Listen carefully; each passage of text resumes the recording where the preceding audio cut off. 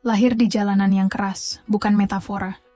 Tevez beneran tumbuh di lingkungan di mana suara tembakan lebih sering terdengar dari peluit wasit. Nama aslinya Carlos Alberto Martinez, tapi kamu kenalnya sebagai Tevez. Kenapa ganti nama? Biar bisa main bola tanpa bawa nama ayah kandung. Biar bisa dapat restu dari keluarga yang ngerawat dia sejak kecil. Karena di Fuerte Apache, satu nama bisa berarti hidup atau mati. Carlos Tevez bukan anak akademi elit. Dia nggak diajarin cara pres lawan dengan sudut tubuh 45 derajat. Diajarin cara ngeles dari berantem. Di saat anak-anak Eropa latihan dribble pakai kon warna-warni, Tevez belajar lewatin preman jalanan yang ngadangin pakai pisau. Bekas luka bakar di lehernya itu bukan efek gaya atau branding. Itu jejak luka waktu dia umur 10 bulan, air panas tumpah ke tubuh mungilnya. Harus dirawat tanpa operasi plastik, nggak ada uang, nggak ada asuransi. Yang ada cuma tekad dan sepak bola. Tevez bukan tipikal pemain yang kamu lihat main cantik. Dia bukan Messi yang dikasih anugerah kaki malaikat. Bukan Ronaldo yang badannya kayak hasil cetakan pabrik protein. Tevez tuh pendek, gempal, larinya kayak bulldog ngamuk. Tapi sekali dia dapat bola, kamu bakal tahu. Ini anak bukan main-main. Kalau sepak bola itu tentang kisah indah, maka Tevez adalah bagian dari bab yang kotor, yang dilipat supaya nggak dibaca. Tapi justru disitulah letak kekuatan ceritanya. Dia bukan pangeran yang ditunggu takdir, dia preman yang maksa masuk istana, dan bikin gol di atas karpet merah. Di Boca Juniors, dia bukan cuma anak kampung yang numpang main, dia simbol harapan. Anak-anak kecil di Fuerte Apache nempel poster Tevez di kamar. Mereka bukan karena gayanya, tapi karena pesannya, kalau Tevez bisa, gue juga bisa. Ya dari bocah dia pindah ke Corinthians, Brasil. Negara yang bahkan pemain mediokernya bisa bikin highlight tiap minggu. Tapi Tevez datang bukan buat jadi pelengkap. Dia datang, nyetak gol, angkat trofi, dan jadi kapten. Di negeri Samba, si bocah dari Buenos Aires nunjukin kalau nada-nada indah juga bisa datang dari suara serak. Lalu Eropa manggil, tapi bukan yang biasa. Dia nggak langsung main di Madrid atau Milan. Tevez datang ke West Ham, klub yang saat itu lagi berkutat di papan bawah. Kayak biasa dia nggak minta istimewa. Dia kerja dari bawah. Dan ketika West Ham butuh keajaiban buat selamat dari degradasi, siapa yang muncul? Tevez. Minim assist, minim support. Tapi satu gol di laga terakhir lawan Manchester United, dan West Ham selamat. Legenda lahir bukan karena statistik, tapi karena momen. Dan momen itu milik Tevez. Tapi Eropa nggak selalu adil. Setelah West Ham, Tevez pindah ke United. Disinilah cerita jadi rumit. Dia bagian dari Trisula Maut, Rooney, Ronaldo, Tevez. Tapi di antara mereka bertiga, hanya Tevez yang berantem sama kamera tiap kali selebrasi.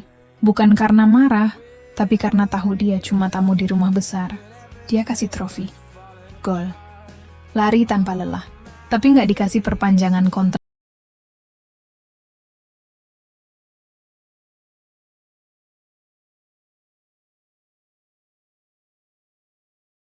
Bukan cuma transfer, tapi pernyataan. Di Manchester, dia jadi pengkhianat bagi yang satu, jadi juru selamat buat yang lain. Dan kayak biasa, dia buktikan di lapangan, gol demi gol. Lari tanpa ampun. Selebrasi yang nggak pernah pura-pura. Karena Tevez nggak bisa pura-pura. Dia terlalu jujur. Bahkan kadang kebangetan.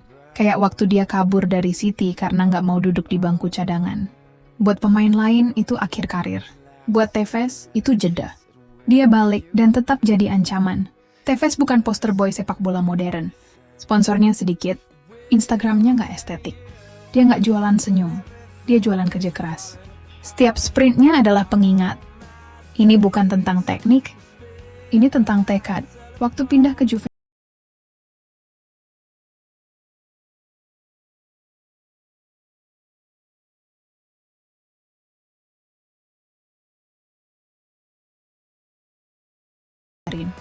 naluri bertarung. Dan ketika orang berpikir karirnya habis, Tevez pulang ke Boca. Bukan buat pensiun tenang, tapi buat berjuang lagi. Di usianya yang gak muda, dia tetap main kayak bocah umur 20. Karena buat Tevez, sepak bola bukan pekerjaan. Itu pelarian. Itu hidup. Carlos Tevez itu bukan pemain yang dicetak di pabrik akademi. Dia produk kehidupan. Produk luka. Produk dari malam-malam tanpa makan malam. Bukan hasil riset sport science. tapi hasil dorongan untuk bertahan hidup. Dia nggak belajar positioning dari data heatmap. Dia belajar dari insting. Dia nggak dihitung pakai XG, expected goals. Dia dihitung karena goalnya itu nyata, yang bikin papan skor berubah, yang bikin fans meledak, yang bikin musuh kesel setengah mati. Saat banyak pemain jaga image di depan kamera, Tevez jaga harga diri. Kalau dia nggak dimainin, dia protes. Kalau dia diminta duduk manis, dia jalan pergi. Karena buat dia, duduk itu bukan bagian dari hidupnya. Hidupnya itu lari, mengejar, bertarung. Di Juventus dia bukan cuma pencetak gol, dia simbol. Simbol kalau kerja keras bisa sejajar sama bakat. Dia nggak punya sentuhan lembut kayak Zidane, tapi dia punya kaki yang nggak pernah lelah. Dia nggak punya elegansi Del Piero, tapi dia punya nyawa yang selalu terbakar. Fans Juventus nggak butuh waktu lama buat jatuh cinta, karena Tevez itu cinta yang keras. Bukan yang manis, tapi yang setia. Setia lari, setia press, setia berkorban. Waktu yang lain ngeluh lapangan becek, Tevez udah sliding duluan. Dan ketika dia kembali lagi ke Boscha, dia kembali bukan karena duit, dia kembali karena janji. Janji ke kampung halamannya. Janji ke orang-orang yang dulu bilang, lu nggak akan bisa. Waktu semua bintang pulang ke negara asal buat liburan pensiun, Tevez pulang buat perang terakhir. Di Boca, dia nggak cari nostalgia. Dia cari alasan buat terus hidup. Karena di Fuerte Apache, kisah bahagia itu langka. Tapi kisah perjuangan, itu wajib. Tevez nggak perlu ending bahagia buat jadi legenda. Dia cukup nunjukin kalau lo lahir dari abu, lo tetap bisa terbang. Kalau lo lahir dari luka, lo tetap bisa sembuhkan ribuan orang lewat sepak bola. Dan inilah Tevez. Simbol bahwa kemewahan bukan segalanya. Bahwa gaji ratusan ribu euro per minggu nggak akan bisa ganti harga satu pelukan. Dari keluarga yang dulu pasrah dia nggak pulang. Tevez bukan pemain yang bikin highlight viral. Dia bukan yang bikin skill compilation.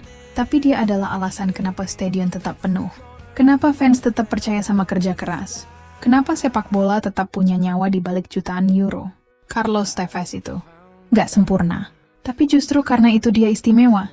Karena sepak bola butuh lebih dari statistik. Sepak bola butuh jiwa. Dan Tevez adalah jiwa yang nggak bisa dikurung. Tevez bukan kisah fairy tale. Dia bukan dongeng yang dibacain sebelum tidur. Dia lebih mirip grafiti di tembok kota kasar.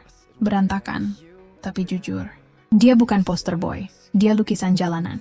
Penuh noda. Penuh makna. Orang-orang suka pemain bersih. Yang tiap wawancara jawabannya sopan. Yang selebrasinya tenang. Yang bajunya nggak pernah kotor. Tapi dunia nyata nggak selalu bersih. Dan Tevez datang buat jadi cermin bahwa kadang, dari kotoran pun bisa tumbuh bunga. Setelah pensiun, Tevez nggak langsung hilang. Dia nggak buru-buru ke kursi komentator. Dia juga nggak buru-buru buka akademi sepak bola. Dia balik ke keluarga. Karena selama kariernya, dia lari bukan buat trofi. Tapi buat mereka, buat ibunya, buat saudaranya, buat semua orang yang bilang, jangan mati Carlitos. Tevez main bola kayak hidupnya tergantung dari setiap umpan. Karena memang iya. Dia lari bukan buat statistik. Dia lari. Karena itu satu-satunya hal yang dia punya dari kecil. Pelarian. Dia pernah bilang, di Eropa mereka main bola buat karier. Di sini kami main bola buat hidup. Dan kamu bisa rasain itu di tiap langkahnya. Waktu dia ngejar bola yang hampir out. Waktu dia sliding meski udah unggul 3-0. Waktu dia selebrasi kayak baru nyelamatin dunia. Padahal cuman tap in dari jarak 1 meter. Tevez ngajarin satu hal penting. Bahwa kamu nggak perlu sempurna untuk jadi inspirasi. Kamu cukup jujur, cukup tulus, dan cukup gila untuk terus berdiri meski dunia bilang duduk aja. Dari Fuerte Apache ke Old Trafford. Dari lorong sempit ke stadion megah. Dari luka bakar ke pelukan jutaan fans. Itu bukan perjalanan yang mudah. Itu bukan cerita yang manis. Tapi itulah Tevez. Dan dia nggak pernah minta dikasihani. Dia cuma minta satu hal. Jangan lupa bahwa dia pernah ada. Dan dia pernah melawan. Carlos Tevez. Si anak jalanan. Si pemberontak. Si pembawa nyala di lapangan. Dia bukan legenda karena statistik. Dia legenda karena kita semua pernah merasa jadi dirinya. Sendirian. Diabaikan. Diremehkan. Tapi tetap jalan. Tetap lari. Tetap hidup. Dan selama masih ada anak kecil yang main bola di gang sempit sambil pakai baju bolong, nama Tevez nggak akan pernah mati.